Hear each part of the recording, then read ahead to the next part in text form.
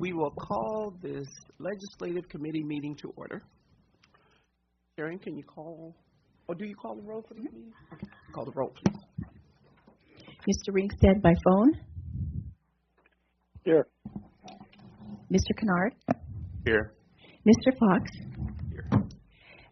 Ms. Lascelles representing Ms. Atkin-Browns. Here. Ms. Ryan. Here. Ms. Taylor is expected. Ms. McConnell is excused. Mr. Doran. Here. Mrs. Dominique. Here. And Dr. Gabork. Here. The committee has a quorum. Okay, thank you. We will start by passing it off to Dr. Gabork. Thanks. So we've been working on the text and the pictures. Anyway, so what you have a draft of where we're at so far. I can tell you as far as the text goes, I did all of the rewrites on page 1, 2, and then Sharice working on the, kind of the centerfold, and Dan Balke, I believe, looks like finished his piece on CTE, so Sharice has another piece to do. She's got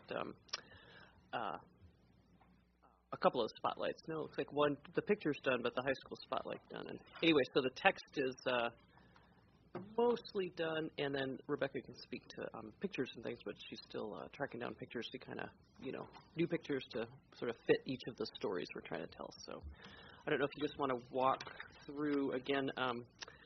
We were just talking about the cover page, kind of looking for, last year the idea was, sort of celebrate. We had that graduation picture, right? And it was did I bring mine? Yeah, it was the the older kids going down the hall, high-fiving the little guys. So that sort of situation doesn't happen very often where you have the older guys and the little guys together. But we're trying to think of so we'll probably want to clarify tonight what message do we want on the front page, because last night it was all about, like, graduation is the, goal. We want to get, that's kind of why we're all here, is to graduate kids. So, and Rebecca, maybe you might just talk about some ideas that you've just been, sorting through for the front page. Sure. Well, we have plenty of great graduation photos because we had Todd Paris take them last year. Todd Paris and Sharice and I both all took photos.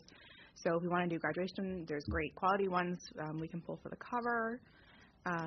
We also got a lot of great photos, like in elementary, a little bit in middle, a little bit in high, with the shadow of teacher, because they were there taking photos of staff and kids, but also while they were there, took a bunch of photos of kids.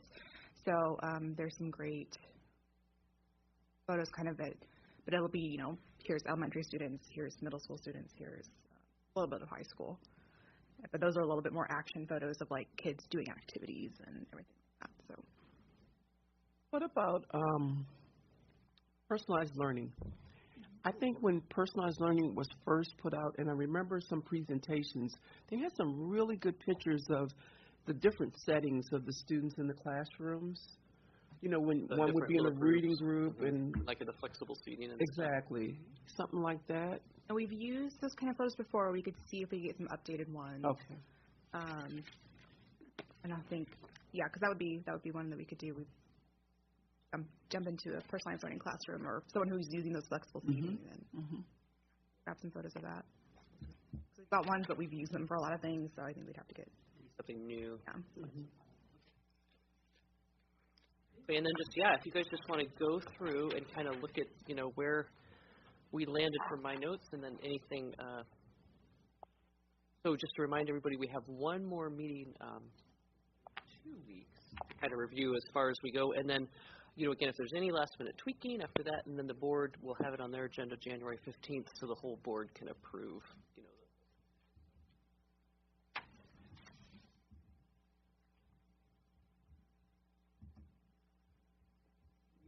One on the back, though.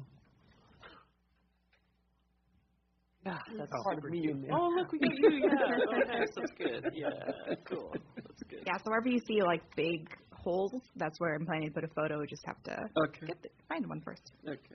So external challenges, we talked about deferred maintenance. And so I also tried to bullet point things. It's still, kind of texty, but, hopefully maybe it reads a little bit easier.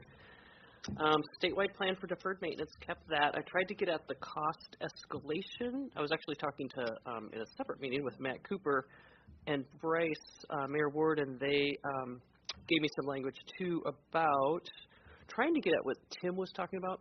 And so they couldn't speak to the commercial sector, and I couldn't find anything on couldn't find anything immediately on the commercial sector, but I did find some language around the cost of residential construction, and Bryce was telling me, because this is his business, is that it really is related to extreme weather events, and then resources get diverted, right? And then, Home Depot gets what they get, and not always awesome. So, and then the prices escalate. So I tried to capture some of that. I couldn't find a direct quote in some of the publications they had me look at, so I just tried to capture that anyway. So, whatever we want to do there. And then I included not just the Barnett Magnet upgrade, but also the other projects that we put in the capitalized or the capital projects application. So those have all been reviewed by the state already and are, ready to go from that perspective. So maybe I'll stop and then we can just do one. The air conditioning one is actually it's a formality to put it on that state form, so that particular project to get reimbursed, is right? Done. It's just a that we're applying for. So I don't know. I don't know if we want to keep it there. That's real money. Can you? It's also a smaller amount. Not a huge amount. Is that? It's just the process of getting the reimbursement, or is it that they have there's a process to apply for reimbursement, but whether that will ever score enough to be, they would have to put a whole lot of money into that program because we're down, that one's way down the list, yeah. And maybe either listed as reimbursement. And it says up above here, it says support completion of the Fairbanks projects, but that project is complete, so it's sort of a formality to try to get reimbursed. So I don't know if that's a good one to have on there. Is there another project that? The ones Mark sent me that we. Those are the ones that we put applications in on. So I think I would just drop that one off and just leave the two. Okay. That process, they funded so few projects lately that, unless you've got a project that's been designed. Again, so we just have to remember we're in a new reality. New, right? Again, we just don't know. Well, then maybe leave it there, but change the reimbursement. But change where it says completion of the Fairbanks projects, because if somebody starts asking you about that, you're going to have a really hard time with it. And because it's an administrative project, it may not fly high in their sights anyway. They voted for money into that program, then, that's the way they help us get that project done. I don't know. What do you guys think? Do you want to? And I would say to put final on Barnett, final phase. Oh, gotcha. Final. Let's see. Yep. Do we want to keep the reimbursement project or not?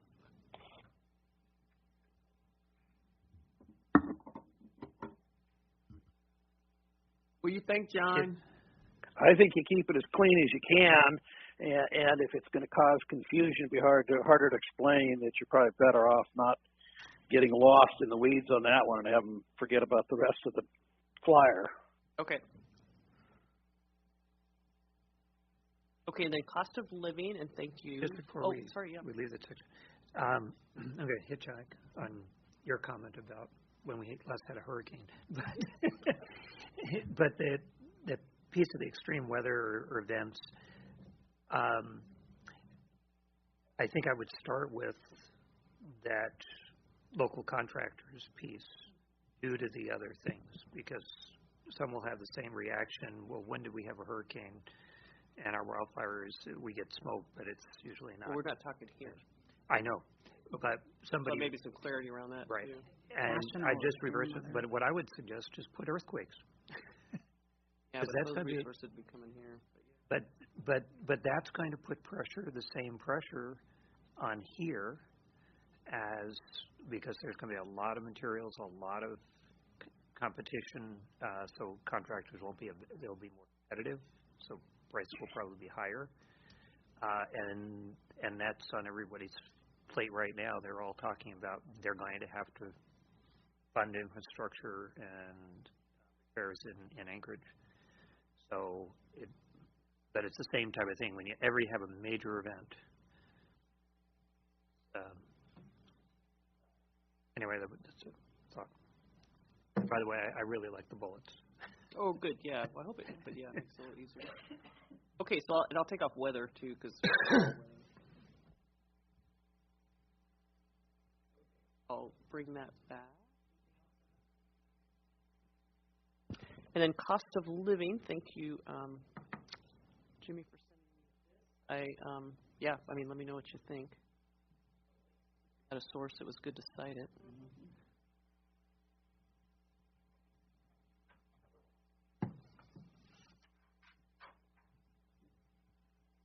I almost feel like this section is missing a and then what? So like, what are we trying to say about the cost of living? Is it that it places a bigger burden on their families? How does it place a bigger burden on the school district?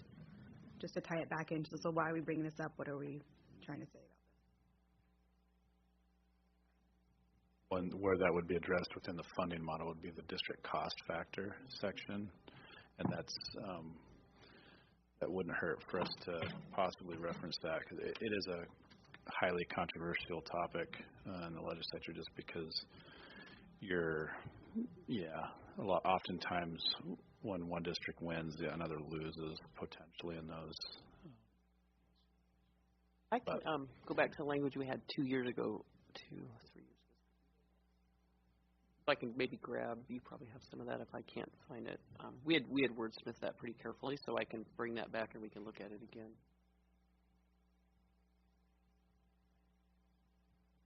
And then somebody said, just what was the phrase, burden on, what was burden on something?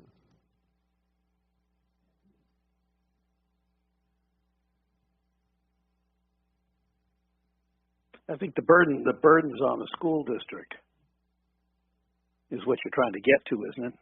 And how it's pressuring your costs, your expenses.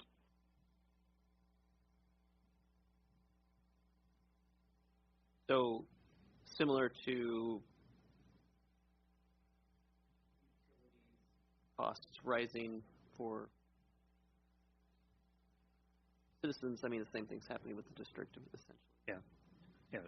Similarly, you've got an impact, a cost impact on the school district. Correct. Yeah. The district cost factor is intended to reflect a general cost of living. And maybe avoiding the actual phrasing of the district cost factor.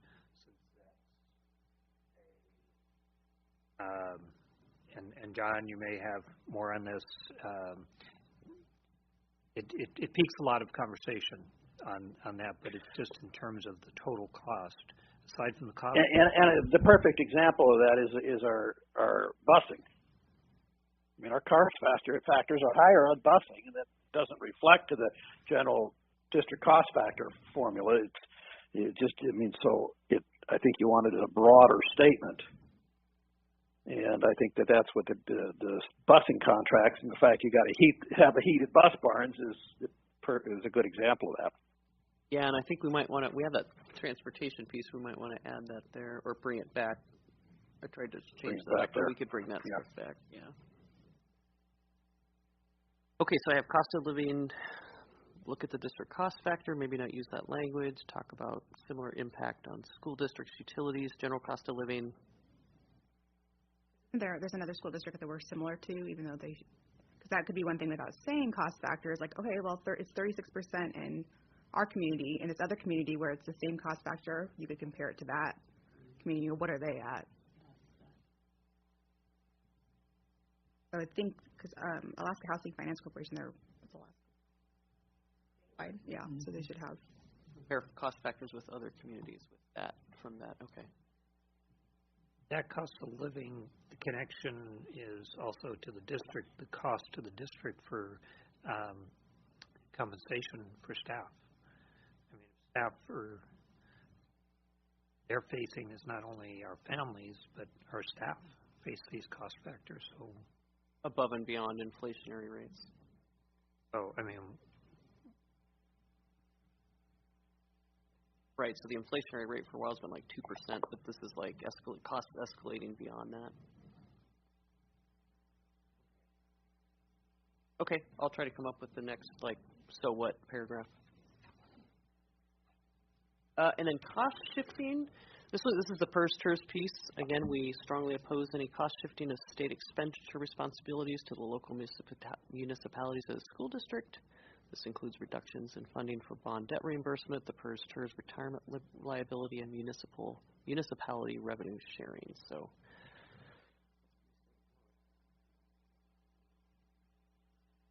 a shared interest for sure between us and the borough. This point connects back to the previous discussion we were just having in the last vote on the ballot, the bond initiative. Parents, the local taxpayers, are not willing to necessarily pay because of the high cost of living here. So it starts to affect how much revenue the borough can raise, and so the fact that borough, when the citizens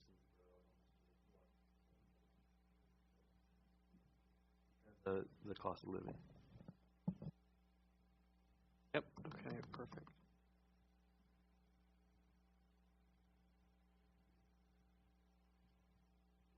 I'm just thinking on, and I don't have a suggestion on the wording, but when I read this section, the cost shifting issues are real.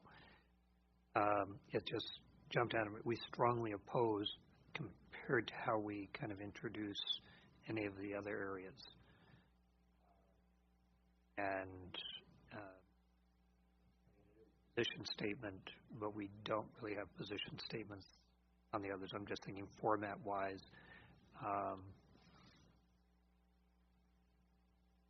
Yep, I can. No, it just jarred me as okay. These are all considerations that I need to keep in mind. But now I'm being faced with I'm just thinking of the reader. It jarred me out of the flow.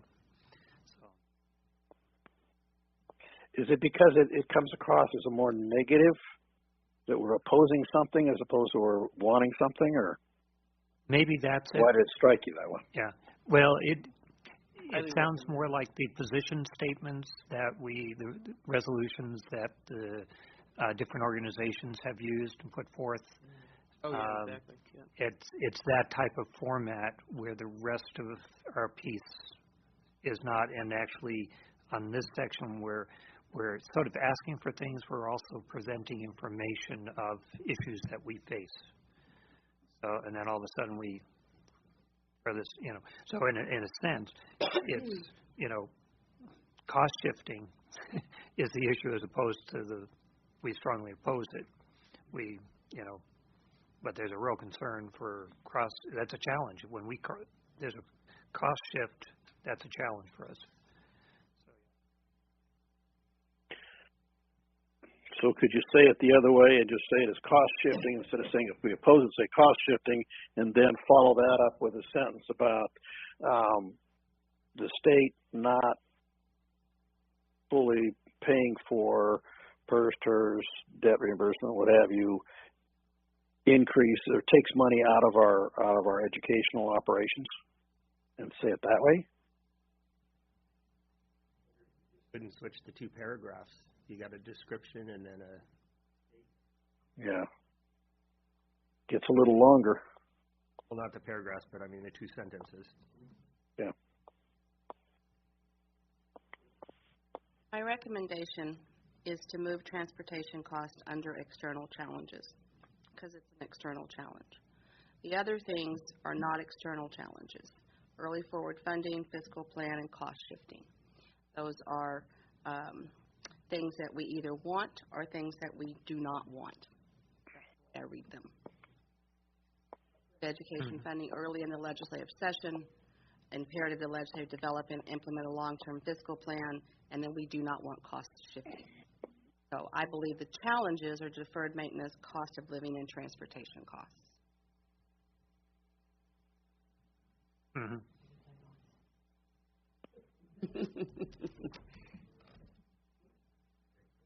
It makes it more fluid. I don't know what we call these other things. Wish list, important things. That's like, but desires. I don't know, but that's what they are. This is what makes these. This if cost shifting was over in the second column, this is what makes the external challenges more manageable, was having these things, in my opinion. I think come up with another title sort of for the second column.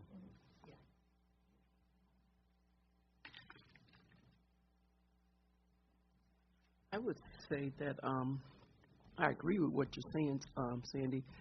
The early and forward funding, I'm thinking that should be it's an external challenge, right? No, it's what we want.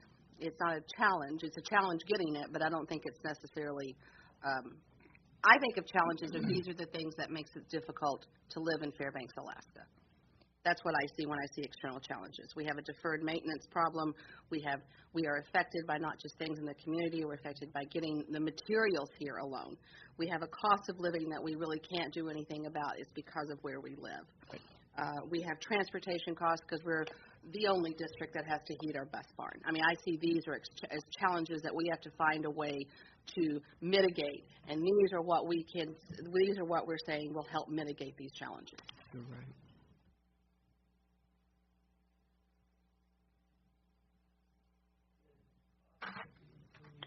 Funding and fiscal In your pieces, and I apologize because I don't have it in front of me, but your early and forward funding, do we define what it is we're asking for there? Yes. How do we define what it is we're asking for? Basically, we're saying approve education funding early in the legislative session, forward fund education at a minimum of 2 years, and the 2 years? 2 years is saying, I think it should be 3, but we'll go with 2.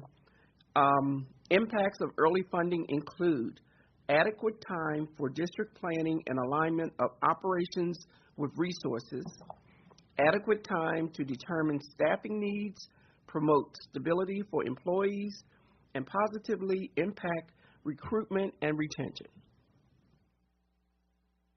So could that be benefits of early funding?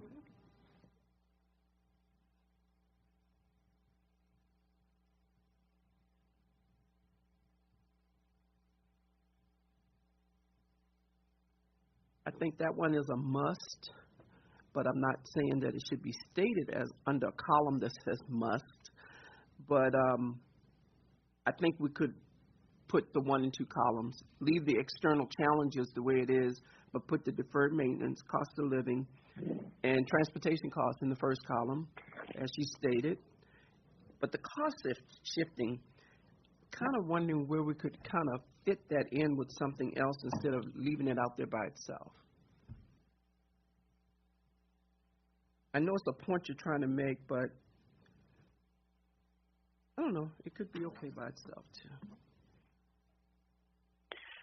Could you look at the two of cost shifting and the early and forward funding? I mean, basically, you're asking the legislature to do 3 specific things that would make it more productive in your management of your business here. And could you put those 3 together? I mean, what you're talking about is how do we manage our money? How does the state manage their money to make it easier for the school districts to run their businesses? Could you put those 3 kind of in a category of that?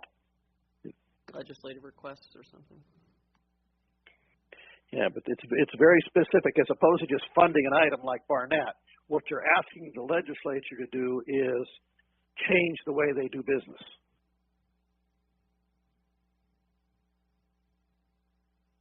Fund it earlier in the session as opposed to typically doing it at the end. Funding a couple of years in advance as opposed to doing it last minute, year by year, or cost shifting and saying, we're gonna make the local governments pay for it. So they're kind of changing how they do their budgeting is what you're asking them to do.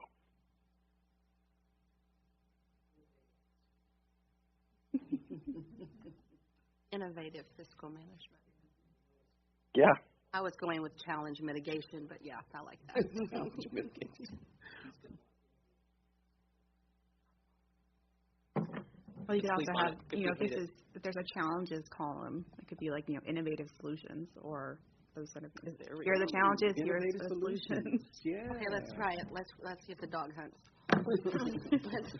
I like that, innovative solutions.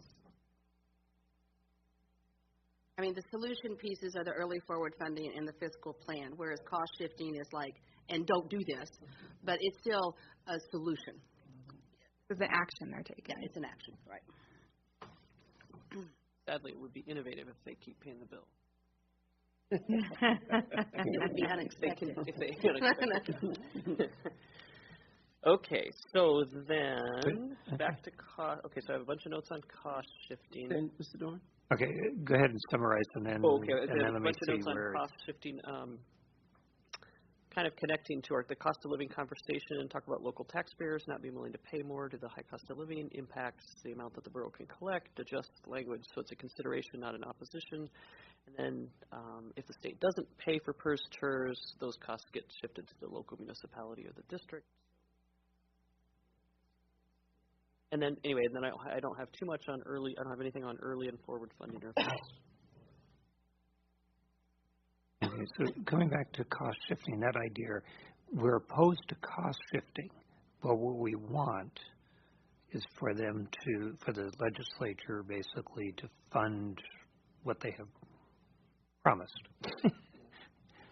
So rather, does Which a positive instead of a negative, like right. continue to fund PERS and TERS at whatever it is that it funds.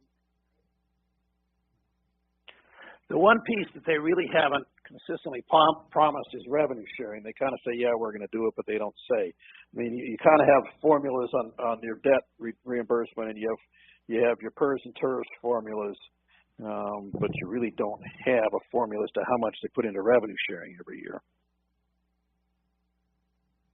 But that could be a piece you ask for a formula.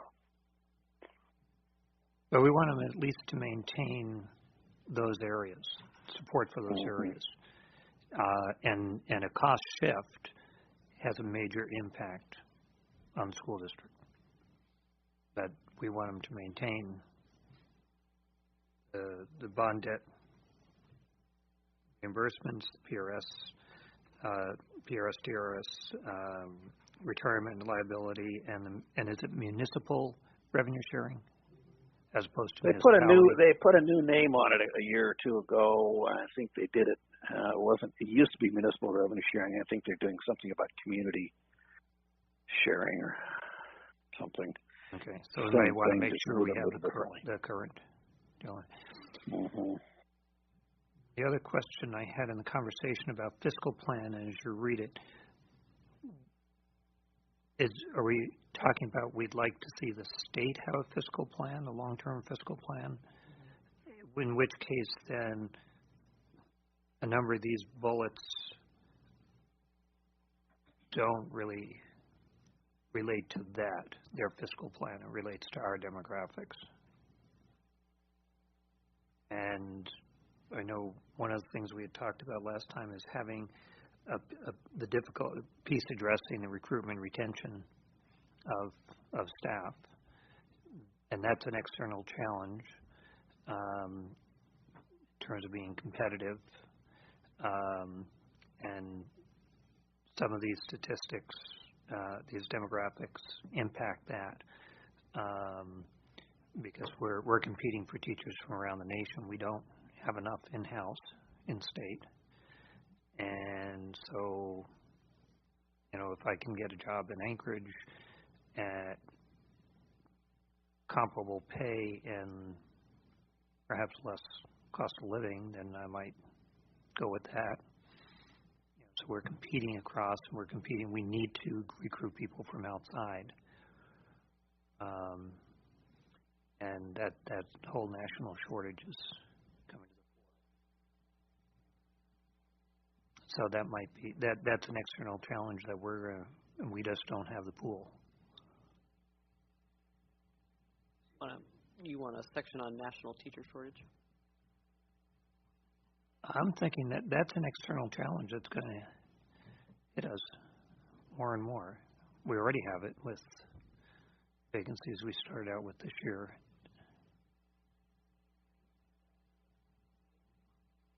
But that gives owners behind having the benefit, which we talked about, having a retirement or incentive to stay, retire. So I just want to point out, space-wise, you have limited room. So if you're going to add that, what do you want to take off? Well, what I'm saying is under fiscal plan, for instance, there's changing that, taking stuff out of there. Right. There's a lot of stuff in there that really doesn't have anything to do with the state fiscal plan.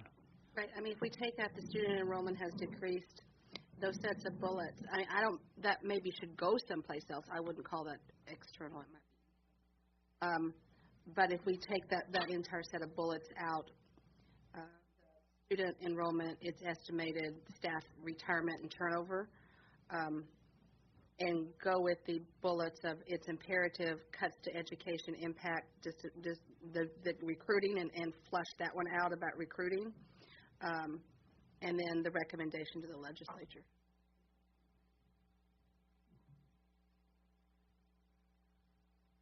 You want national teacher shortage? Well, we have a teacher shortage and a staffing shortage, period, just in the state. Right, so what do you want the title of this section to be? It's still going to go on the fiscal plan, though, right? No, because if the fiscal plan is referring to the state, we want them to do a long-term plan. That doesn't have anything, that shortage has nothing to do. That's why I think those bullets, those last three bullets really in the student enrollment, they really don't have anything. Most of the bullets in there don't have anything to do with the state fiscal plan. You want teacher shortage and then what? I think our external challenge, the title I would use is recruitment retention of educational staff. We're competing. We don't provide enough teachers in the state. So we have a shortage just within the state. Then we're competing against national, and we have very little incentive for them to come here, let alone stay here.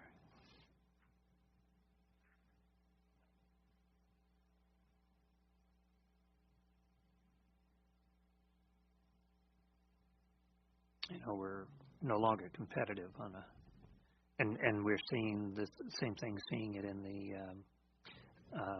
the support staff. I like where you said the retention of educational staff, that yes, it definitely impacts the support staff also. We still have like 50 openings classified staff, so incredible just all around. So, and the statewide numbers are similar on both.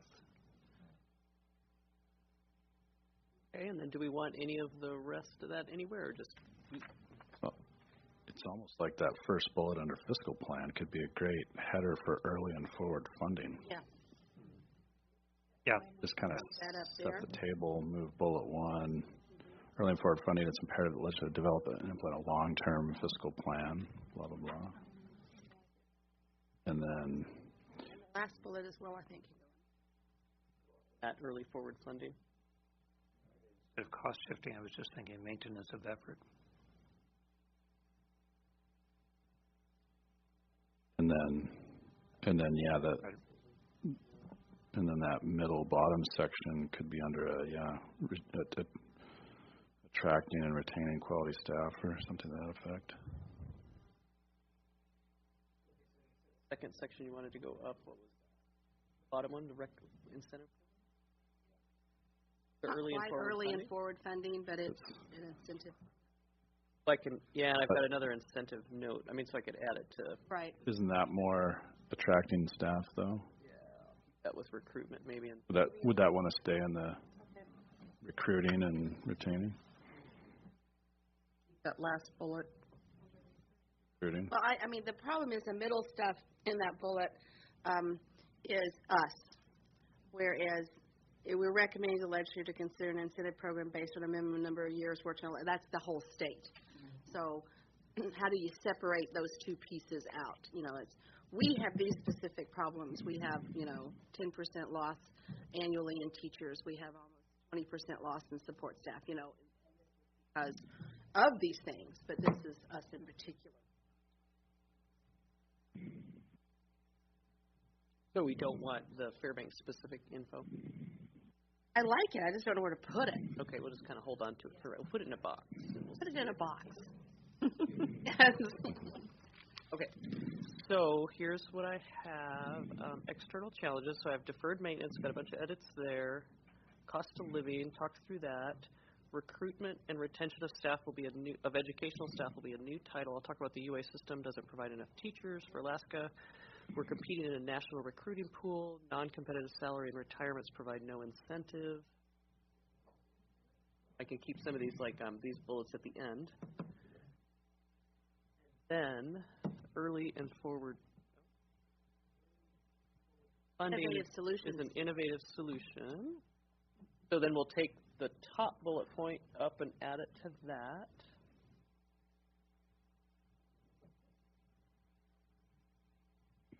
One thought on early and forward funding, it might be worth an informational note there of our local timeline. Oh, for hiring? Or? No, our funding. Okay, our funding. So we have to approve. It goes to the borough has to approve, And the reason I say that is because it reinforces why we need to know early enough. And since this is not just going to go to, I would assume our local legislators know the timeline. I'm going to assume that. But this is going to hopefully go to many more legislators than our local, and they may not be aware of those timelines. That might make them stop to think, oh, what is the timeline in my district? Oh, we need to look at this. It's the ripple effects.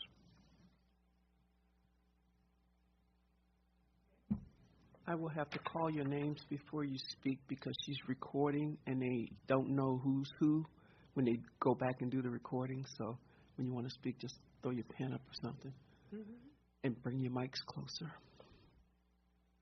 Dr. Borg. So fiscal plan has kind of disappeared, right? I've got a box around the stuff we're not sure what to do with, but fiscal plan is gone at this point. That's what I have. Okay, because we're not worried about the state anymore. Okay. And then, so transportation is the only section I think that we haven't talked about yet. Although John mentioned it, so getting back to make sure it's what we want. Transportation, we get moved over to the external challenges. Right. Yeah. So, what do we want there? Heated garages. Mr. Dorn. I'm sorry. Which again is that's less and less true all the time, given our current contractor. But if we switch vendors, and pretty soon that's not going to be real. So I could probably play that one more year, and then I'm not going to be. Just so you know, I'm not going to be able to play that card. But yeah, but we can play it. We can continue to play it. Just, yeah, in the interest of transparency. Mr. Dorn. Are you meaning that it's going to go away, or not going to be a requirement pretty soon because of weather and change? That was all about diesel buses, and there's other pieces to that, but truly. There are other vendors saying that's not necessary. So if we diversify as a means of trying to cut our own local transportation costs, that's probably going to be something that's going to, because we've been held hostage by that, and so, yeah. Mr. Would you like to speak, Andy? Yeah. Mr. Boric just took the words out of my mouth. That in and of itself will benefit us tremendously from a financial perspective, so in many ways. Did I say it right? Yes, you articulated that very well. Okay, so heated, we had that in the last one, and we crossed it out, but I'll put it back, I think. So heated. It's in there. Yeah. Second point. Bullet 2. Oh, there we go. Yeah, so keep that. Okay. We'll check our numbers, too, and make sure this is all straight. Just to make sure that that's correct. And again, just so everybody understands that third bullet point, if the legislature were to front us the money for purchase of a fleet, and there's a mechanism to do that if they ever felt like, and again, if we're looking for innovative solutions, that would be an innovative solution. So it kind of fits in both places. That would be terrific. So just like for those of you that are going to go down and advocate, we could talk more about that. But that's, if they want to do something different for us, that would be different and very useful. So, Ms. LaSalle. So, since I missed, I haven't been involved in some of. So, are you saying that the district is looking at becoming our own transportation? Yeah, like Matsu and Anchorage, slowly purchasing our own fleet, and we would probably, what we've talked about is starting with some of the charters that are so hard to schedule, and also special education. And so starting small, and we could slowly start, purchasing our own fleet. That would be a way to bring that in. Yeah, bring that internal and not be paying a big contractor to do all the work. So, but we'd have to get fronted the money for, you know what I mean? To do that, we need the capital outlay. And the drivers and attendants would then become district employees also. Potentially, we'd have to work that out. Yeah, we've kind of gone back and forth on that, and different ideas and conversations with the borough sometimes about what that might look like. So.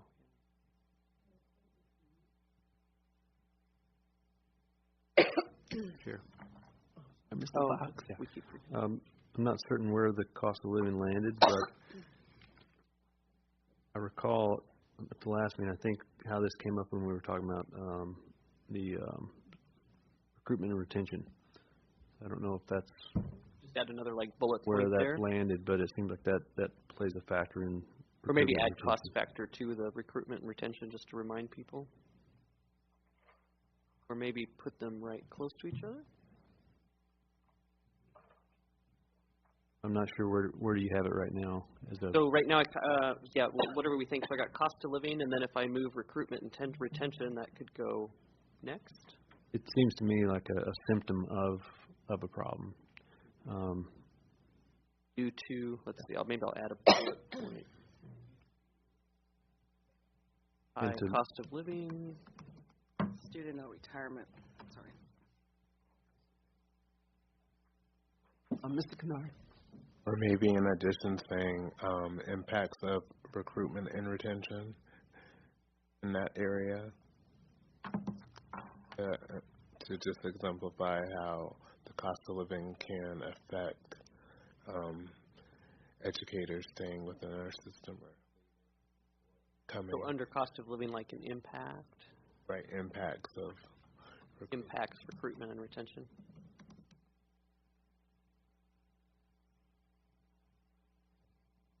Yeah. Oh, I'm not the one doing this. Or maybe he was implying that the cost of living bullet under the recruitment and retention category. That would, or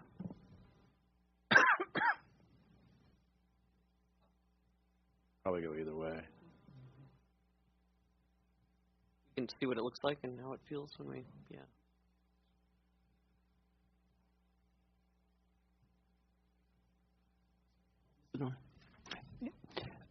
I would suggest considering keeping those separate, because I think the cost of living bullet is a good, clean, informational one. I think we talked before about saying, well, how does it impact the district as such, which is utilities, operation, which is salaries. It has its own piece.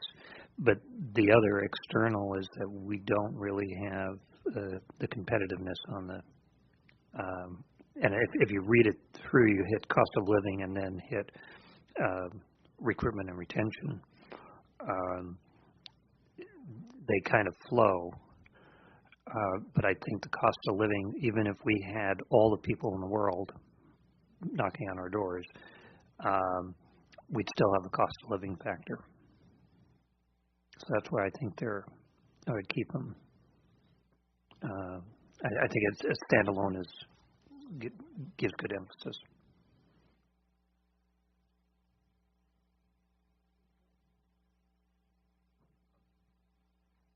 We good on that?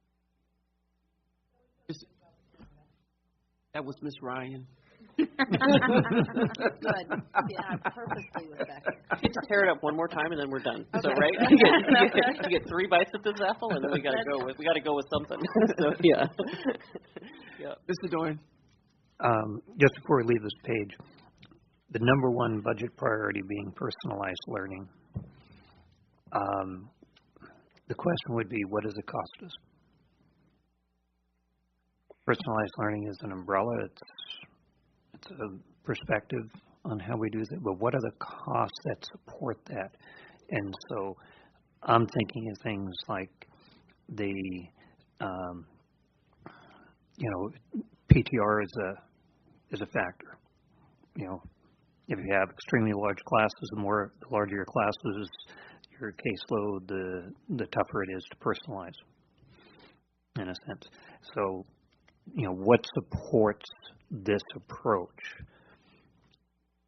Effectively, there's no cost to it. Class size conducive to learning. Yeah, so that's what I'm thinking. There is a professional development piece. So are you saying to add that at the top? Is that what he's saying? I think maybe change some of this stuff out. Right. I would suggest what are some of the primary costs? To do this well. What's that cost? What's the cost? So what are the things we're really looking for people to support? Why is it important that we have this funding? And we killed the technology section, didn't we? So we could just. Oh no, we have technology at the back. Okay. Let's see. So class size conducive to learning, professional development. What else? You have resource supports, which we've talked about, furnishings. We have SCL technology. We have SCL supports. Resource supports meaning that's what you're kind of getting at, like other support type of things. Yeah, so I think it's worth identifying what some of those costs are. To a certain extent, we could do personalized learning with no increase. Because we've paid that bill, so okay. But but what is it that costs? What is it you have to maintain to support it, right? So okay.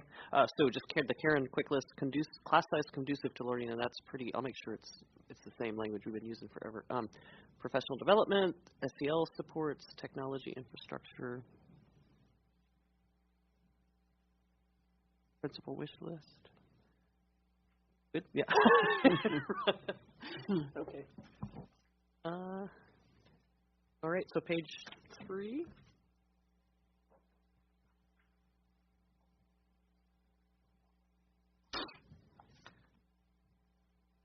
So let's see. So we, up to this point, had kept our strategic plan goals, just the big goals up to this time, and then moved into efficiencies. So health plan restructure, I tried to add some additional or updated language there in terms of the efficiencies.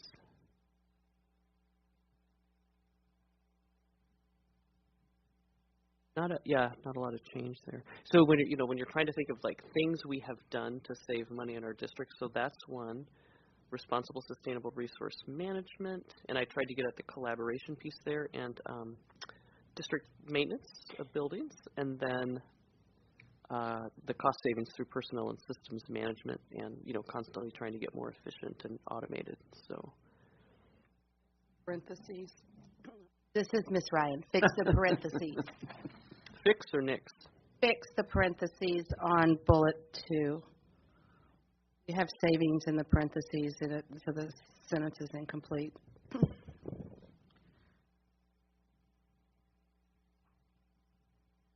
Mr. DeGraw. I need to get accurate numbers on there. I didn't provide good information on bullet point 2 under the health plan restructure, so I will. That's closer to around 10 million total over the 2 years and change. So I'll get updated numbers on those. Thank you. Again, Ms. Ryan, I realize what this is for. I have trouble with the term savings because really it's a cost shift.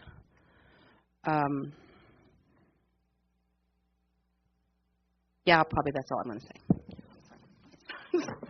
So noted. Okay. And again, this is really trying to speak to the reality of, and John can add to this. We still there, the different political power structures that were in place last year, and we needed answers to these questions. I'm going to anticipate we're still going to need some answers to these questions. So if, these things kind of feel like they still resonate. If there's anything else we want to touch on in terms of continuing to get more efficient. Mr. Doran? Is it worth, instead of savings, cost reduction? Which really, that's what this is. Call it a cost reduction or reductions, because that's really what it is, and we don't want to imply that we're saving it back to another account. We can use it for things. I don't know. I will meet Ms. Ryan halfway and say it's a little bit of both, and concur that would be a more accurate classification than savings. Yes, reduction in costs. We'll meet halfway. Okay.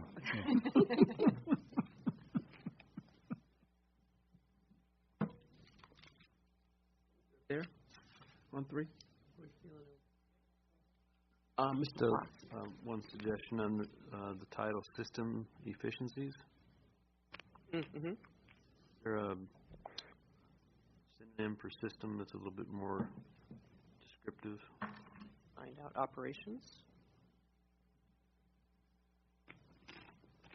Maybe it's just me, but it seems kind of operational efficiency. Not a big deal.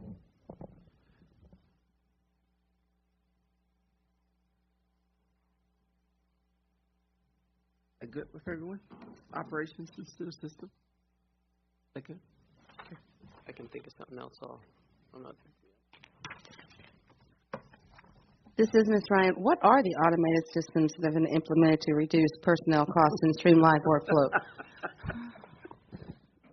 Time clocks plus Munis. What else? Help desk. Help desk. Us in our building. Yeah, EMS. Work order systems. Building rentals. Anything we're automating and putting online. Okay, so I recommend that you actually put those, because if I was there lobbying for you, I couldn't remember those with a darn. I would need some prompts. In our in our shop, we've also gone to. Dawn, pull the mic to you, please. In our shop, we've also gone to laptops where work orders aren't printed out; they're available online and assigned to the people. So notes in our shop are now put in by the worker. They used to be written in and then transferred by a secretary into two places because it's required by the state, to keep records. So at our shop, there's been a significant shift with technology. Lots of printing cost reductions, like a lot of forms online now, right? That used to be triplicate, cases of stuff coming out of the print shop that we no longer. I still like my triplicate forms, but okay. But thanks. I hang on. If you add all the just some examples, different systems, you don't want too much because she's still going to put a picture down. Right, but just some so that when you guys are down there, you've got, and that will help. What are you talking about? Yeah. Okay. So I have Time Clocks Plus, Munis, online, work orders online, all kinds of things. Sub help desk. And management print system. Shop's online now too. Online work orders, that covers lots of areas, right? Tech, facilities, print. And receiving. I mean, it's got streamlines to everybody. Receiving. So we've been able to reduce. Yeah. Okay. Oh, Arbiter. Yeah, and that's a statewide. Everybody knows what that is. Ms. Taylor, what was that again? For the sports, it's Arbiter Athlete for the high school sports forms. Instead of turning in paper forms now, it's online. Necessarily save time, but it saves On paper. Okay, I'll bring back that list if somebody thinks of something like. Okay, so this will be the centerfold, right? That center section. Okay. So, Rebecca, you want to talk about what you guys have been doing there? This is Ms. Herbie. Oh. Mr. Dorn. Just before we leave that page, it might be worth putting on the strategic goals, putting the reference date for this, because this is listing our current ones, and since we're going to be having a conversation at the same time, this will be actively looked at. We want to make sure that, okay, and they're in place, so they're okay.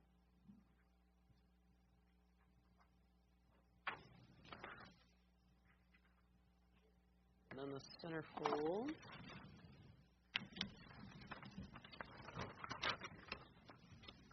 This is Ms. Herbie. But so the idea for the centerfold, based off our conversation last time, was to have student spotlights, kind of in this case highlighting their experience in schools, ideally with personalized learning. Sharice went out and found students and interviewed them, got their pictures. This is actually on the CTE section on the left. That's her daughter, so that was an easy interview to get. So we highlighted for CTE, highlighting the CNA program, since that's a big healthcare is a huge industry. So trying to speak, I think we talked about last time too about kind of the governor's priorities and what he's going to be. For technical ed, yeah, right. Mm-hmm. So we have the photos. Sharice will be getting me probably by tomorrow the two interviews we're still missing, and then so we'll be able to read those the next draft. Okay. I know it's a pet peeve of mine, but can we change that data-driven decisions core point to data-informed, which is really much more appropriate? It's up on the top part, the yellow. That's their language. I know, but didn't we change also the flexible content and tools, and they have a different one?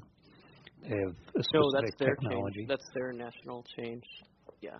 So I have to be, again, this is all copyrighted, so I got to be super careful if I'm using their information, and this is what we're basing our model on. So yeah, they nationally, their whole national model changed to they're behind flexible the times. content and tools. Well, I'll leave my comment there. Thank you. Okay, good. I was getting ready to explain it to you. But, and I will bring it up every time I see it. We've come to expect it. All right. Yeah. So. But data, anyway. It's not good education to be data-driven. He's been using this for about a year now, okay? We'll just let it go, okay? Objection noted. Sandy. I was going to look up and say, we'll just have a little, with the parking lot, right, the Sandy. Yeah, okay. So I feel like Dan did a really nice job with CTE and Sharice's interviews. So unless people see a need to change any of that, we'll get the finals and let that be. It's supposed to be a story piece. We talked about telling stories, not a technical piece. So, I like the way it's being presented. I can't remember if we have it in here or if we did we have it in the last one. I'm thinking about the construction because Dunleavy is big on. So we had it in the last one, and we said we wanted something completely new. Okay, well, let it go. So, let it go. Well, I thought I saw it before. I can always, you know what, we can send down with people when we give the folders. He's got tons of flyers on that stuff, so we can show.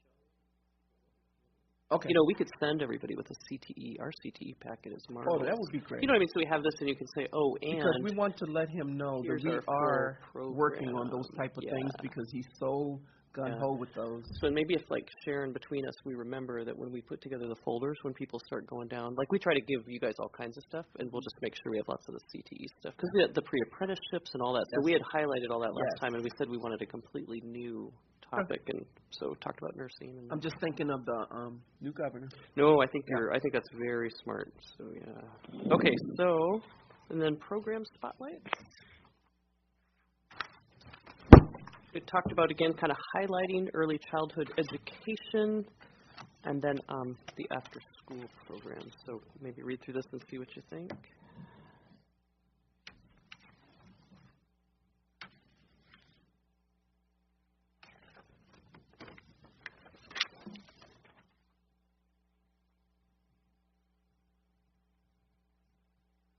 So we're spotlighting our after-school programs. Our after-school programs need a lot of help. We don't have them in all schools. Not all kids can attend if they can't afford it. Is there a way to put something in here that states that, with the wording that I want, but just a line to say funding to assist with after-school programs or something? So I have the one sentence, maybe we just need to beef it up or add more. These programs are desperately needed district-wide. I saw that. So maybe something more to, like, funding is needed to support these programs district-wide or additional funding? What about national norms? Talk about how after-school programs boost your students' education. You can look out there most of the time. Kids are into a very good after-school program. It helps them to achieve. Dawn? What I'm thinking is, if these are program spotlights, what are we doing, like in early childhood education, or if we stay with the after-school, let's talk about our after-school program, spotlight that, and then, in a certain sense, because we have this blank space, then... But I think you was going to put another picture. Yes, this is Rebecca. But so I just put that title, Program Spotlights, because we have these two sections that are not really tied in anywhere. So I put that as like, okay, what are these? They're kind of programs we're highlighting, or we've chosen to highlight. So I think we definitely have a lot of information already on the after-school programs because they did that article, so that would be an easy one to expand. If we want to go more in depth in the after-school program, I'm not sure who we'd need to tap for the early childhood if we want to do more. Okay. Well, let me, my thinking on it, and yes, that's, with the picture on the bottom, I just thought, okay, we have this blank space, pictures could go there, or what I'm thinking, I like the idea of program spotlights, where we're spotlighting some things that we're really doing, that are neat going on, and then on the other side, the correlation is, how do we expand it? So then that highlights the point that you're making about, like, on the after-school program. Well, boy, if we could do this district-wide, or a lot more schools involved, then we can really highlight that, but we're saying what we're doing really well. And the after-school program has been very successful, so we're really spotlighting that, saying, wow, this is the early childhood. One of the things that's impressed me as we've gone around is the piece of how many preschools we have operating within our buildings. Not run by the district, but that's that community partnership that has been, seems to me really positive. I just thought of another spotlight, the number of our schools that have their pantries or closets, and then how that's helped support the social work outreach, or the social work program. That could be, the social work is a new one that we could highlight in there too. Anyway. Pantries, yeah, so that's all part of the Bright Futures, which we have on the next page, which we could bump that up even more. But social workers, maybe we could add a piece. And then as you were talking, I was thinking about Kindergarten Jumpstart is another early childhood, that we've implemented too. So. Yeah, so let's spotlight those neat things we're doing so that they know that, and then, boy, we could do so much more. Okay, so early childhood, I add some actual programs to this: kindergarten jumpstart, preschools, and the buildings that are a result of community partnerships, and then after-school program.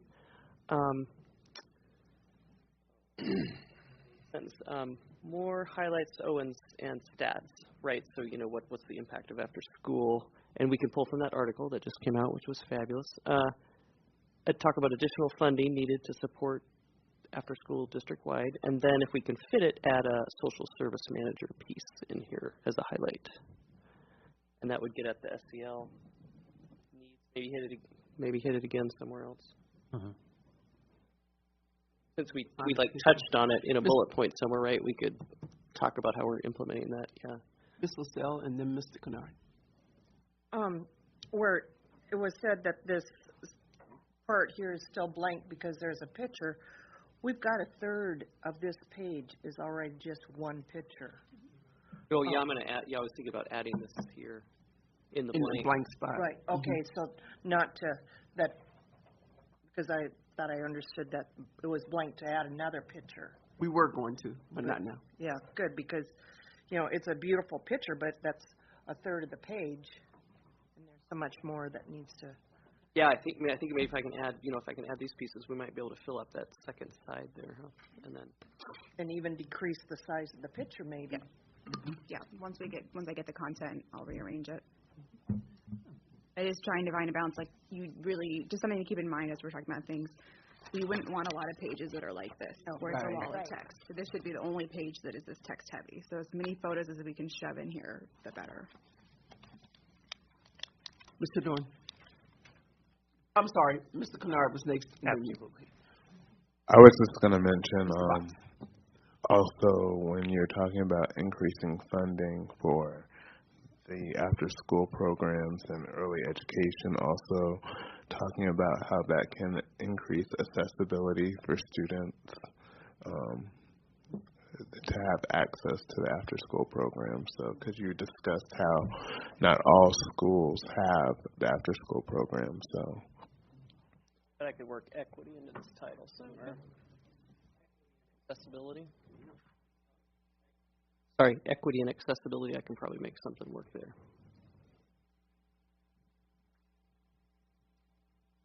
Mr. Dorn, then Mr. Fox. I'm just envisioning something like, early childhood education, current, and that's our spotlight of the piece of it, some of the things, and then next step, how we would expand it or whatever. I thought we were going to put it across. Well, we might just just kind of. I'm going to give Rebecca the text, and she's going to make it look beautiful. She can do it. Yes. This lady is excellent. That's a skill set. But so the idea being current and then next steps.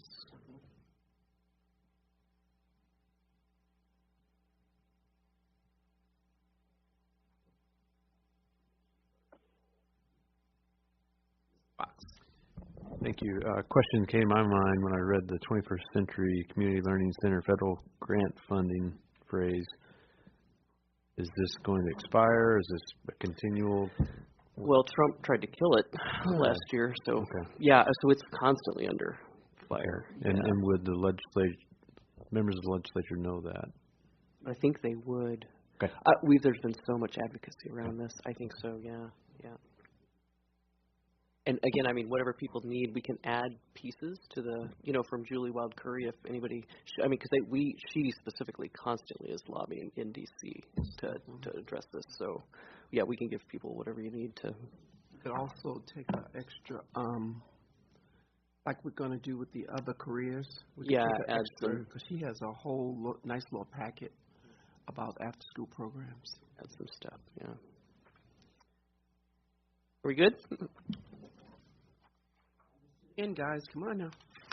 Hang in there. And then again, some of these titles, just kind of got carried over, so if we need to make changes, but parent and community engagement. So the Bright Futures piece, again, we kept that, and we talked about food and clothing and school supplies. Anyway, so we have that there. We talked about effective communication and listing some of the things that we're using, and then we tightened up, and I, kind of reduced and tightened up the technology integration piece, so. I'm going to kind of jump to effective communication. your newsletter, district digest, and monthly roundup. I'm not sure what the monthly roundup is, but most of these things you have on here are digital. You have to think about the ones that we're not reaching that are not digital. I don't know if we've ever come up with a way to connect with some of the parents that don't have it in their homes. It would be a really good thing if we could state some kind of way that the parents that don't have computers in their homes can get that communication. I don't know how we can do it, but there has to be a way because we're missing them. Kids are on computers all day long, and when they come home, not everybody has one.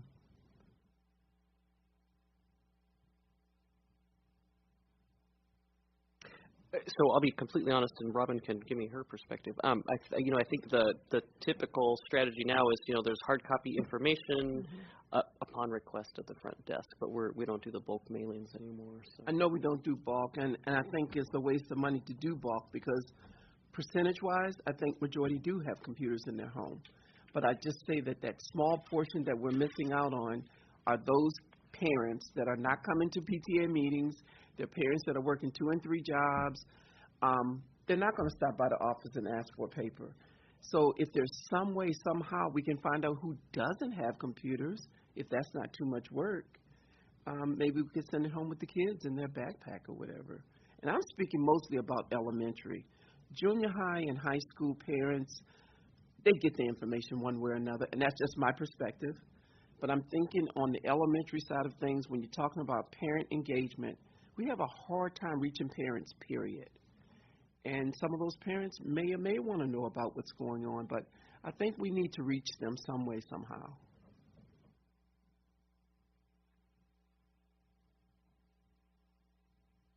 Okay.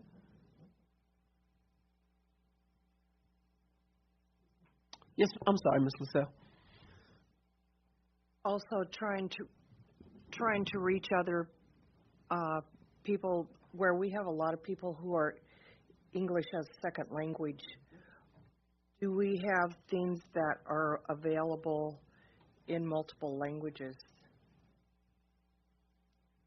Yeah, so our ELL program provides that service if principals need it and request it. So we have lots of translation. A lot of it's done through software now, and so we can translate things. We can translate lots of things. So, and we actually still provide readers for people if they need them. And what's that telephone communication? The old style. Why? Yeah. So yeah. So. Mr. Norton?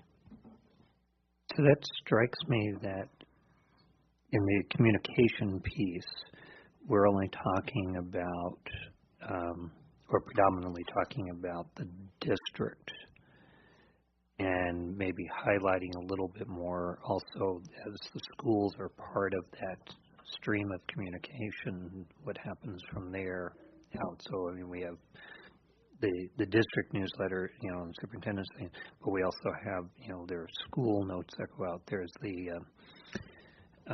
what's the phone thing that you can have everybody? Blackboard Connect, is that right? Blackboard Connect. Blackboard messaging. Okay, you have that on. But talking about it, that it's, it's both at district and schools. We're getting closer to people, which then the schools can watch for what percent, what grouping of their parents might be missing out because they don't have the digital pieces, or their phones are seasonal. Which I know even when I would try to make messages, sometimes that was a factor, whose phone was operating and when. And then the other piece, and I don't know since this is legislative, but just put in the hopper, is how do we get to the broader community for those who do not have kids in school? And how do we get that, and some of these affect that also when you go on the radio shows or whatever, that helps to get out to others. But what are the things, anyway, it's that broad thing too. What is it called when you all send out messages to the phones, like, only one I can think about is the one that you wanted people to go and lobby the borough for additional funding. and it went out to all the parents. It went over to your phone. Is it Blackboard messaging? Is that Blackboard messaging? Oh, okay. I thought it was called something else. That could be a way of getting information to parents. Majority of them do have a phone. Platform like we do school closures, when we need to reach a broad. Exactly. So. I was just saying, like, text alerts. Yeah, that's what I was thinking about, the text alerts, too.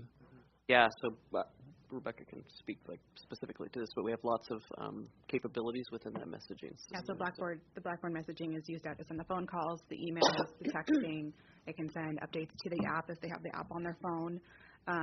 We almost never do the phone calls from the district level. That's usually there's an emergency, something's closed, maybe there's a lockdown, helping a school with something. Usually email is the best way to reach the widest amount of people. Texting is really popular, but not everyone has a smartphone or wants texting. The big downside with texting is there's no difference between if it comes from the district or from a school and if it's emergency or non-emergency. So we've heard complaints from parents of that particular principal is very fond of the texting, and so they're getting all these things, and there's no way, if they opt out, they won't get the school, but they won't get the district stuff either. So fortunately, it's not a perfect system, but the emailing and the texting has definitely been information. I can flesh that out. And there is we started a community mailing list, so community members can sign up to receive the roundup in quarterly right now. So and what is the roundup? That is a monthly thing. Sharice puts it together. It's basically what's happening in the upcoming month. So here's events that are happening. Here's news that applies for the next month. That sort of thing. Just started it. She just started it this semester. Okay, so I have things to add. So kind of give more detail about what Blackboard messaging can do, what Rebecca was talking about. I got those examples. School outreach to parents, to families with no computers, language translation services, school newsletters, media press releases. And then hard copy flyers on request. This is Sandy. Add the app. The app isn't on there. Yeah, now I had it under Blackboard messaging. I could use it separately because people use it separately. Right, they use it separately. Right, they use it to check grades and schedules and phone numbers and everything. Okay, I'll use that separately. Yeah, we have parents who never log into PowerSchool on the computer. They totally use the app for everything. So contacting teachers, looking up phone numbers, all that stuff. So anything else? Keep going to Robin. Anything from a school perspective you want to add? Are we hitting your stuff? Blackboard is the main source that I use to get messaging out. Okay. I have multiple options. Brian, are you getting I'm ready? back to Bright Futures, and I hate it when we back up. But I mean, this is an absolutely wonderful opportunity to plug the idea of a community school, because that's what this is. And I don't know. I mean, I really like it. I like the piece, and it's kind of long, so maybe it's good the way it is. But I'd like to talk about the other things that could be in a community school. The wraparound services, and actually kind of flesh those out. Which is super interesting because we're exploring mental health partnerships right now and trying to find our way through that, yeah. So maybe something about exploring wraparound services, community wraparound services.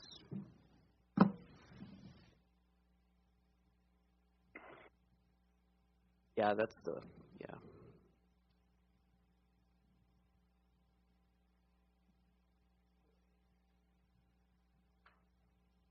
Okay, I could add that to there. Is there a place here somewhere as I'm thinking for alternative,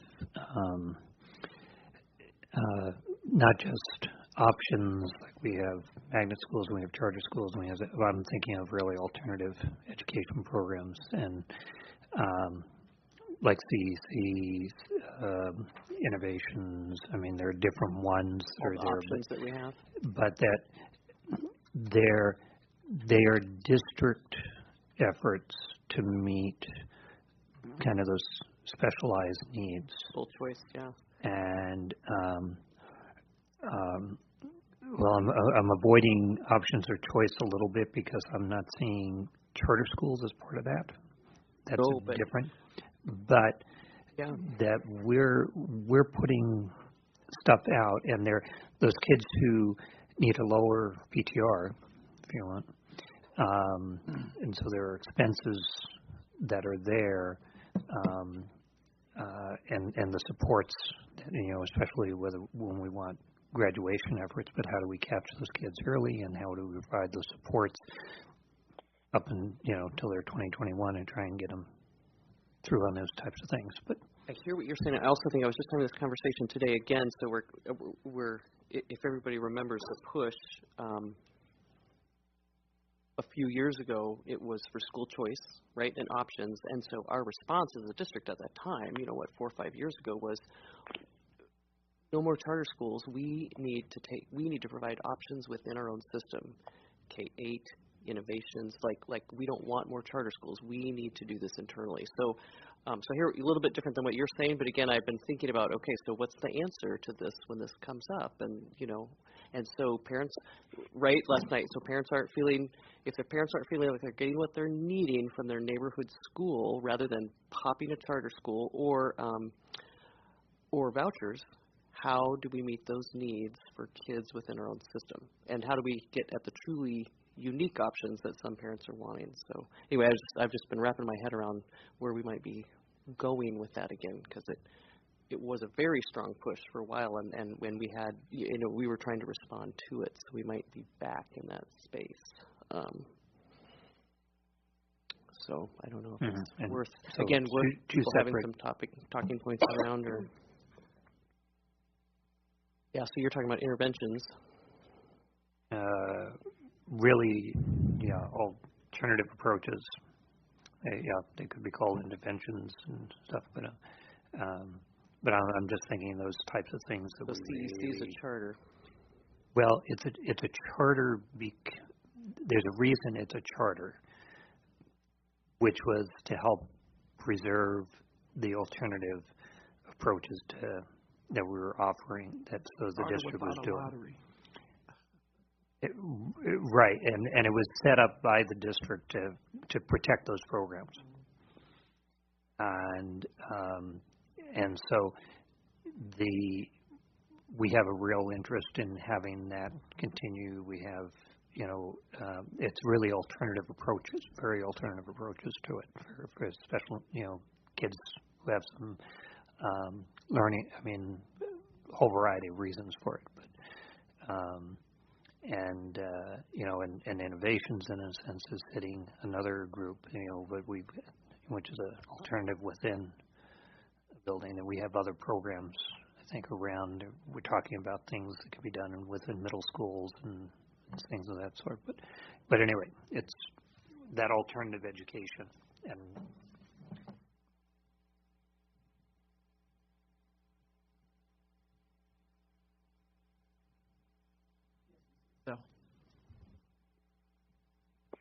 somehow I think that we, it might not be part of this or whatever, but we definitely have to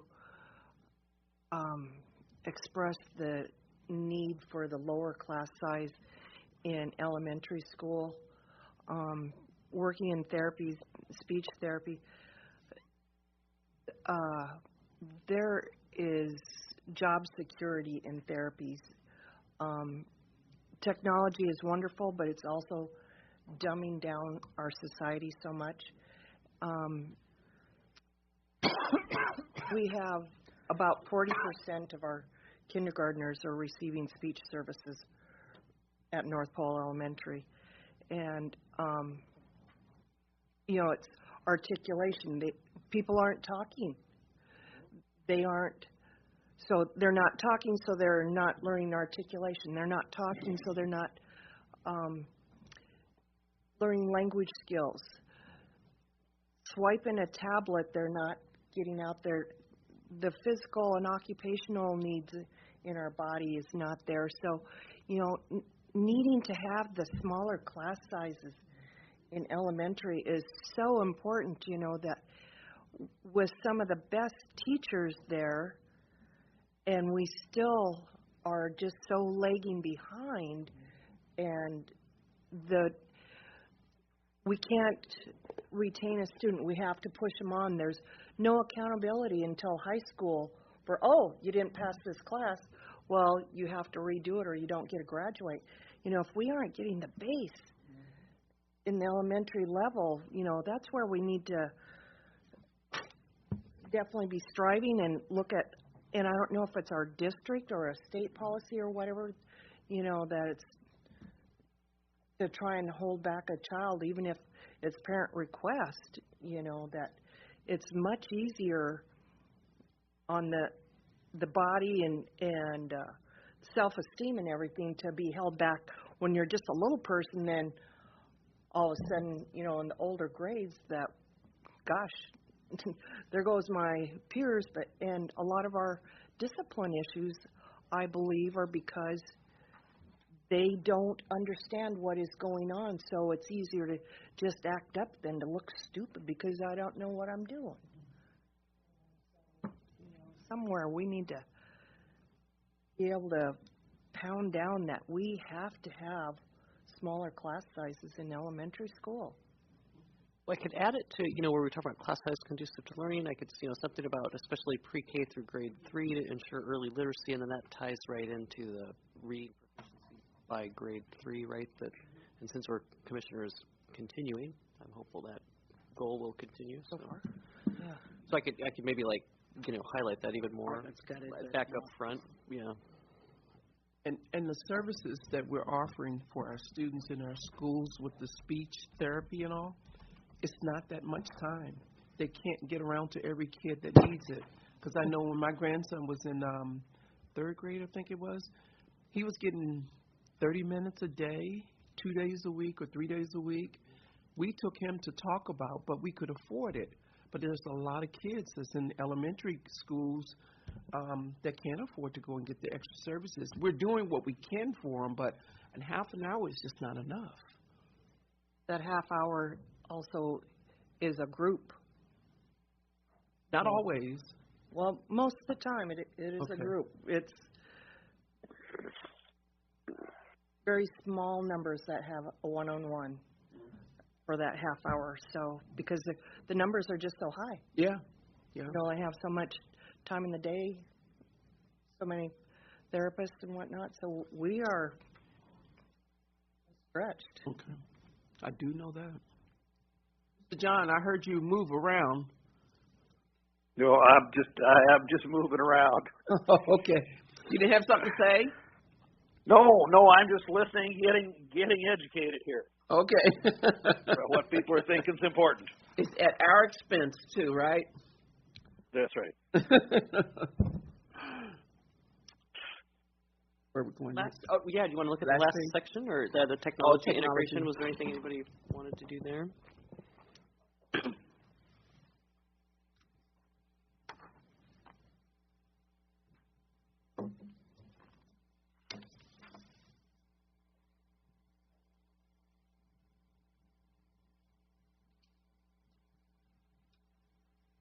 This is Sandy. This is a really cute picture, but I'm going to ask you to lose it. Because I'd like to see something where they're interactive with technology, not sitting in front of screens. So like with the Spheros, and I know you can find some of those where the guys are playing with the little robotic balls. Sure, Rebecca, you can do it. Don't look at me like that. You're like, what? I'm like, I don't know what that is. Over at Denali. Yeah, and I bet Courtney has a ton of them from East. So if you're mining her programs, though. Joy, and yeah, and I agree. You want the babies with them, and not the adult. I mean, not the big kids, because we can find the big kids playing with them. But you want the little ones. You don't want a high school student with a drone. Well, you could. I mean, that's cool, but I like I like the little ones with them too. I think that's really good. Let's lose it. Lose it. Lost it. Miss Taylor. The only wonder I have here is how we could add in some language that addresses the lack of connectivity for families when they're outside of the school setting. Awesome. Yeah. Maximize E-rate. maximize E-rate and which we do, but and address connectivity issues. That would be a nice plug for our statewide friends who struggle so much. So that gets to houses that you can't connect. You know. What we were talking about one time, putting a bus. Where did that go? Yeah, Ryan said you're out of your mind. Oh, really? He's like, I am not parking a bus in a neighborhood overnight. I'm like, all right. Well, I mean, you know. You got to take all the seats and everything Yeah. out of it and lock it up. He's like, who's staying with that bus? I'm like, I don't okay. know. I thought that was a great idea, though. So what we've done instead is try, like up our Wi-Fi at schools and try to keep libraries open longer. You know, we've tried to really, as funds and after-school program money becomes available, like expand the ability of kids to stay at a school in the neighborhood longer and do homework, you know, that kind of thing. It's not perfect because it's all about, you know, do we have money for after-school stuff? But so connectivity in Fairbanks would also help the rest of the state. So, yeah. Mm-hmm. Just I have a dinner question. in my house. Yes, Mr. Dorn? How far outside the school can you connect? I sit in the parking lot a lot, and I'm surprised. I don't know. I haven't tested it. I sit in the parking lot and do stuff. Because what I'm thinking is, what just struck me is, putting a bus in a neighborhood sounds pretty cool. It's with a mobile. There's just too many other things that but can happen. how many neighborhoods and stuff like that? Well, but I was just thinking in Palau, that's the kids gathered outside the Ministry of Education because you could get Wi-Fi, and they're all on their phones because very few places can you get it in the islands. And then I was thinking, their weather is a lot better there than here, but that does, if they want to, it gives them they can do their assignment and do Facebook. But I was just wondering how far. And lots of businesses now provide Wi-Fi, and kids are hanging out at Fred's and coffee shops. And again, it's none of it's ideal, but they're accessing Wi-Fi around town. To librarians are really clued into this. You know, trying to see if they can keep library hours open and computer labs open. And if you can even just get inside a school and be there for a basketball game and be connected, you know what I mean? You know, if you can just be close enough to connect. So, acceptable. Visitor. Yep. Mr. Dorn?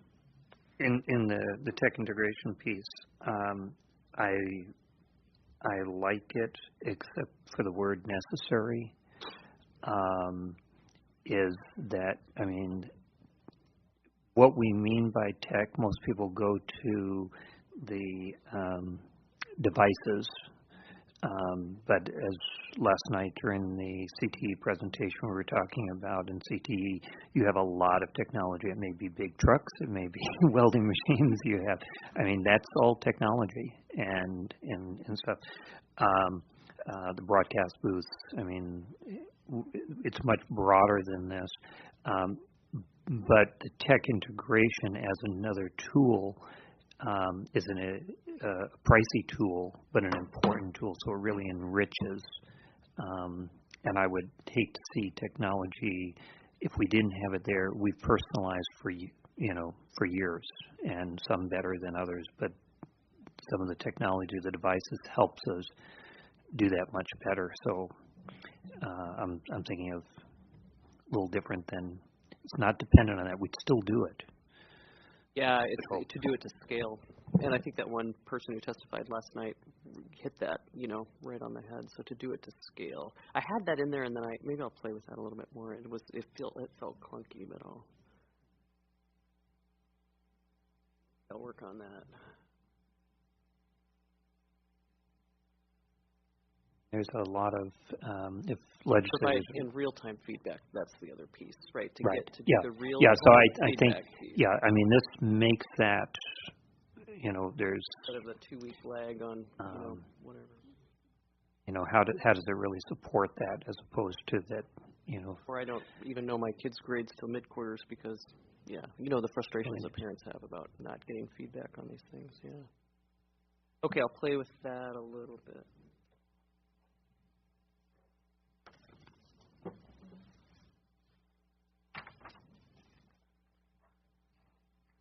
And then the back is just the stats, the demographics. Did we update this? I didn't do a thing with this. Oh, very good. Thank you. Yeah. So about this picture, no, I'm kidding. I was ready to tell you, Sandy, we're not cutting this picture out, okay? Sandy, anything, I need to be forward and take another one. Sandy says keep it. Wendy says keep it.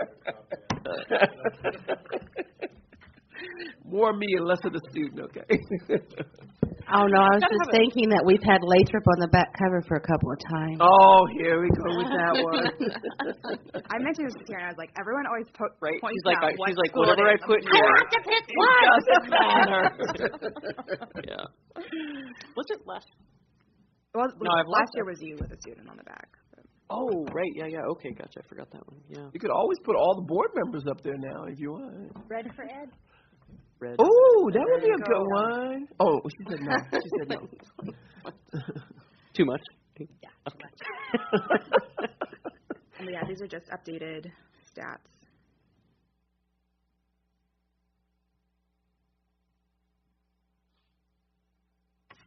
One thing, and we've gotten better and better about telling the story about how locally we trace ethnicity. So anyway, if anybody needs help with that, Ellis has beautiful talking points around this. And that's updated too? Yeah. Mm-hmm. And then our languages jumped, well, yeah, if you went to, from like 58 to 82 in 1 year. It's so, to your point, it's amazing. Yeah. What's Anchorage at? Do we know? They're well over 100 now. Yeah, I thought about 107, 100. Mr. Fox. It just strikes me that number of different languages ought to be present an opportunity to pat ourselves on the back for the effective communication. If you're talking about parents representing that many. Maybe add something there. Just an observation, not forwarding a suggestion.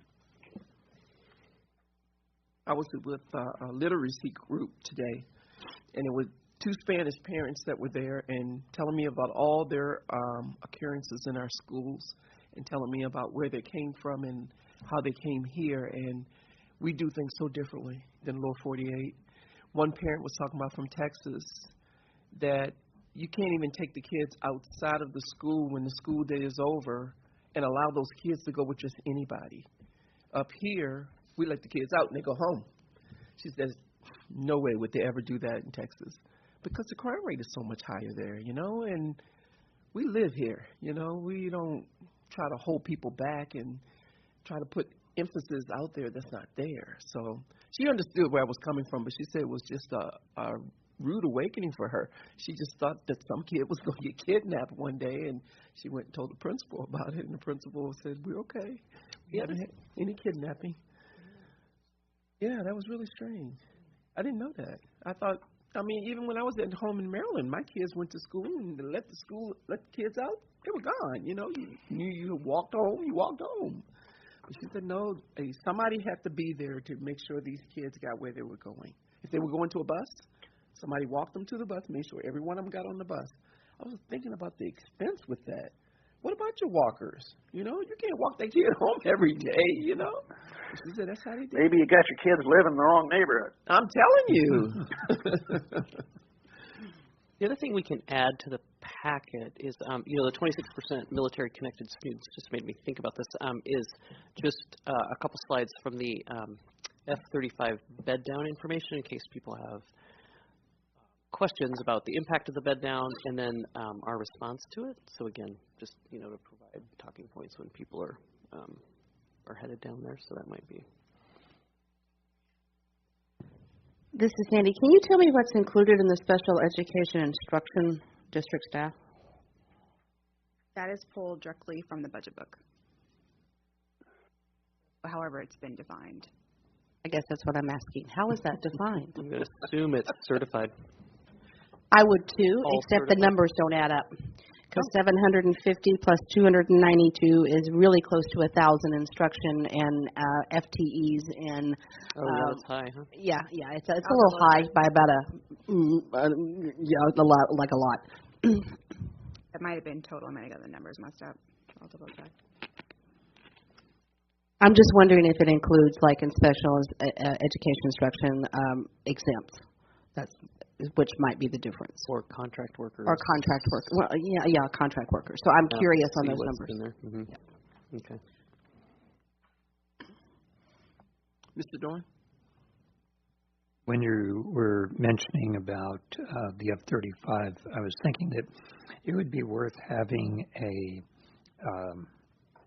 enrollment graph, not maybe as long as we sometimes put out, but we've been having a little bit of a dip. We expect it to go up. I was thinking, like that. A couple of those slides that show what our reality has been. Kind of what we're thinking might happen. So and maybe some from Shelley's, and then some from what we put together for the work session. And again, just in a packet so that folks could have them. Yeah, and I think I would focus on the enrollment. I know she's got a lot in terms of. Yeah, no, again, I'm not thinking of the whole just packet, really, I'm just thinking of the one enrollment piece that shows, we're having a dip, but we're going up, and we have some history of it's up and down, but our projection right now is going up. And now it's actually going down. Right, but it's going down. Hoping, but our projection is. We're hoping for the net zero, right? We're headed this way, and we're hoping that it'll level us out. Right. We'll have to choose the right slide. Yeah, I think you want to show the one that's going up. So we may be bottoming at some point here, but the next couple of years we're going up. So that's which might get us up to where we were at some point in the past, but or peak. But the fact that it's going up is, I think, an important piece to get in here. I go up. I think we need two different lines because again, the population may continue to decrease. But so there's the F-35 population, and then there's I don't know. I just worry. So what makes me think of that is oil prices and things like that. So right. On our bar chart, why is Hispanic orange? Besides it being Sean Kraska's favorite color. What is that? It's the that is the federally required. So that you notice African American they're all so anybody who chooses another races in these categories, but Hispanic is specifically a federal category. There's no ands there. Does he have his bullet points? No, they got some ands with Hispanics. How do they get away with that? We all got ands on us, None of us are just but, right. But still, why is it orange? Yeah, why is it orange? That's just an Ellis thing I think there was a bullet point we could make it not orange. That was right. This isn't a federal report. That column is a little bit different. It's not actually the same as the others. Hispanic only. Yeah. There was at the bottom, underneath two or more races, include students who are also identified as Hispanic. The asterisk is under two or more races. So now I'm even more confused. I think it's that Hispanic doesn't include the students who would nobody else. It's only Hispanic. So they didn't identify. If you identified as Hispanic and something else, you're in the two or more races. You're not in Hispanic. But if I identified as African American, I should be an African American unless I identified as two or more races as well. Nope. So all these other categories, so Caucasian, that's why these numbers don't add up. But I know why, because this is Caucasian right? This is two or more races as anybody. So right, that was my next question. How did we go over 100%? Mm-hmm. Okay. So if you just wanted, and again, this is Ellis's way of telling our story more accurately, because fewer and fewer students are a single ethnicity. We have more and more students who identify as more than one ethnicity, and so Alaska Native is the one I'm always looking at. Alaska Native only is under 7%, but students who are Alaska Native and identify as Alaska Native and something else. So, but are also Alaska Native is closer to 20%. So, same. Anyway, maybe if we didn't make it orange, it would just help. Yeah, I would, Tim Doran. I would say that this is not. I'm sick of it already. The fact this is not a federal report, so we should be able to put it, our colors our piece. It's not a federal report, and so. I think this was more just aligning with how we as a district report it. And so even on our district data, how Ellis presents it is he always has a special, I think I'm just missing an asterisk here basically to explain this. It's just basically taking how Ellis presents the data and putting it in here. Right. So making sure that it's, yeah. He always has a special note because how he represents Hispanic is different from the other columns. Right. But this is not an official, this is our thing, and I would say we got anyway. Okay. Any, so pictures, everything's good. We liked all the, and we're going to shrink that one, right, and use more. So. Oh, and the Sandy says lose it, so we got that. That one. Yeah, okay. Yep, get him doing something. On the back page where it says over 82, I think that should be highlighted. And that's Mr. Kennard. Go ahead. Robert Kennard.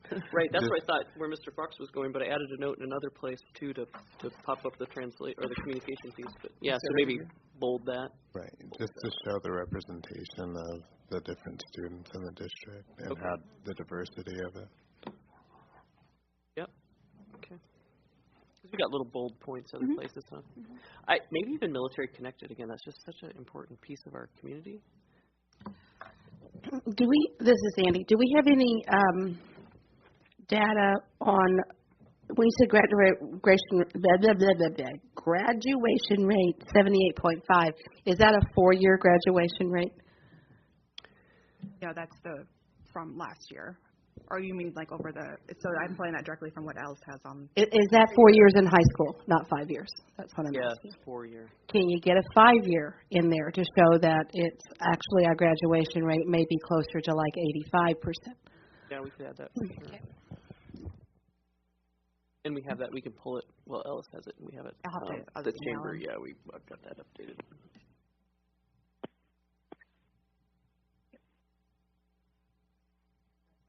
Those alternative schools do, that's the. Yeah, another opportunity. So for alternative, the other thing I thought of was it's CEC Innovations, and then I was thinking about special education services, and I'm thinking especially things like YES and things like that. Not that you'd point that out. And then I was also thinking I'm going to put SMART because in the dream world, as we continue to evolve our discipline system, SMART would become a lot like you're familiar with this, the Step Up program in Anchorage, which is really a really unique alternative system program for kids. So, anyway. So where are you putting that? Oh, so it kind of went on page, I don't know, the one that Sandy said to get rid of the picture, parent community engagement. So we had talked about alternative approaches, and I was just trying to think of other things that would fit there. So I had CEC and innovations, and I said special education. And then SMART. Yes. I mean, I'm thinking of actually different, locations that kids are served very differently, if I was understanding the purpose. So, yeah, I got covered. Okay. So the 18th, is that our next? Is that our next meeting, Miss Sharon? 18th? Man, that's getting too close. No, because we have a special meeting. When is the next one? Maybe it's the 17th. What do I got here? Special meeting's the 17th. Yeah. Legislative committee if needed, and I think one more look, huh?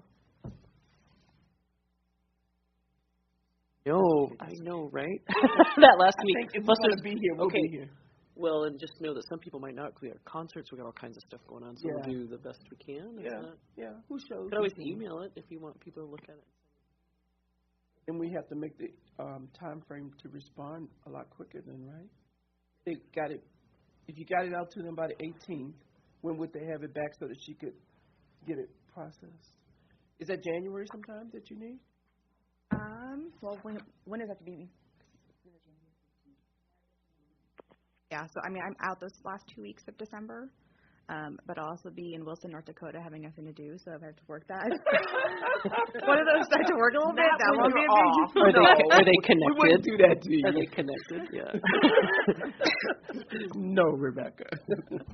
That's not allowed. But I think that would be enough. I think that's enough time. Like if there's additional changes needed after January 18, there should be enough time for me to make them. December 18. Yeah, sorry, December. I mean, we could, if people are feeling like you don't want to come in, we could email it to everybody and just collect email input.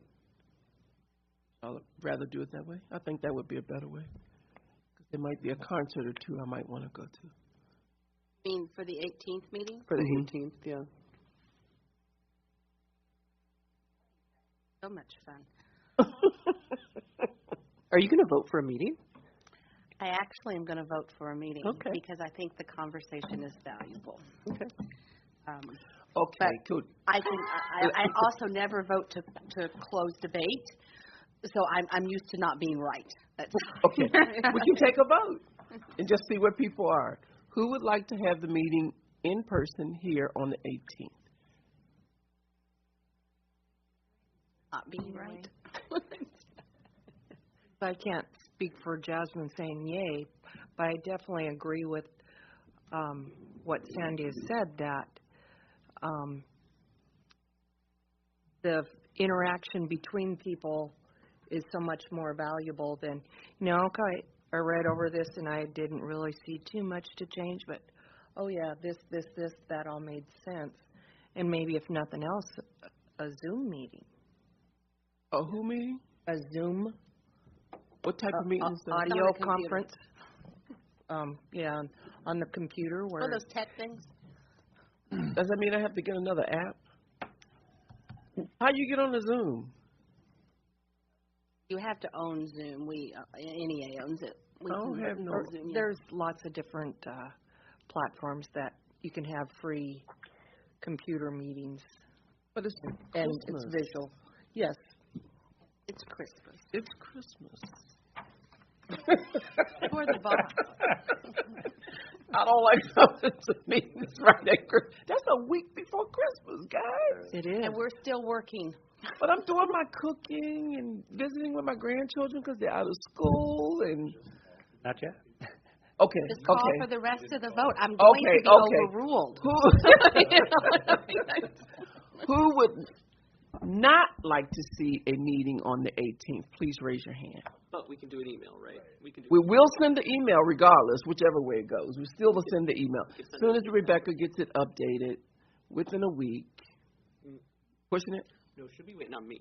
Oh, okay. Yes. Get on the ball. Yeah, she'll be like, the pictures will be done and she'll be waiting on me. So okay. Yeah. So we'll send out to everybody everything because it looks like no one wants to come on the 18th. I didn't see a vote. It was only 2 to raise their hand for, okay? Okay, who does not want to? There were 3. Okay, still more than 2? 3. There were 3. And there were 4 that did not. Okay, so the 4 wins. We will not have a meeting on the 18th. We will be emailed by Ms. Herbie the information on the update. And if you have any changes, please reply back to you, Ms. Herbie.